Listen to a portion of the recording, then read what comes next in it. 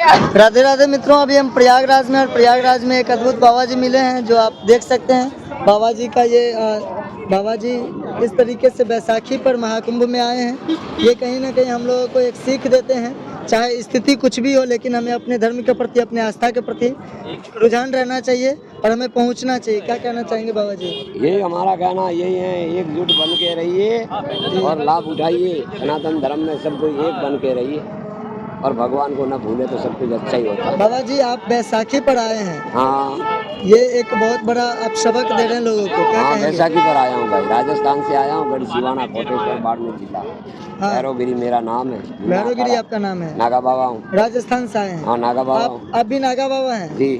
अच्छा, कहते हैं लोग, तो कहते हैं नागा बाबा कपड़ा नहीं पहनते हैं। इसमें ऐसी बात है भैया, हाँ। इसमें अलग अलग दीक्षा होती है। हाँ कोई दिगंबर दीक्षा धारण करता है तो वो कपड़ा नहीं पहनता है, हाँ।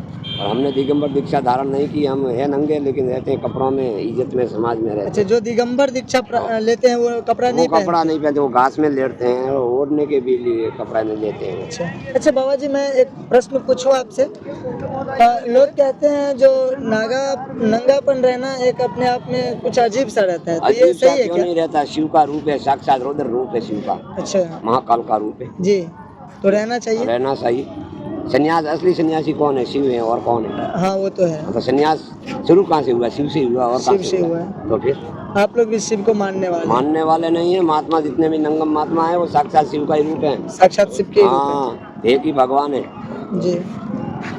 चलिए ठीक है बाबा जी, धन्यवाद। हर हर महादेव।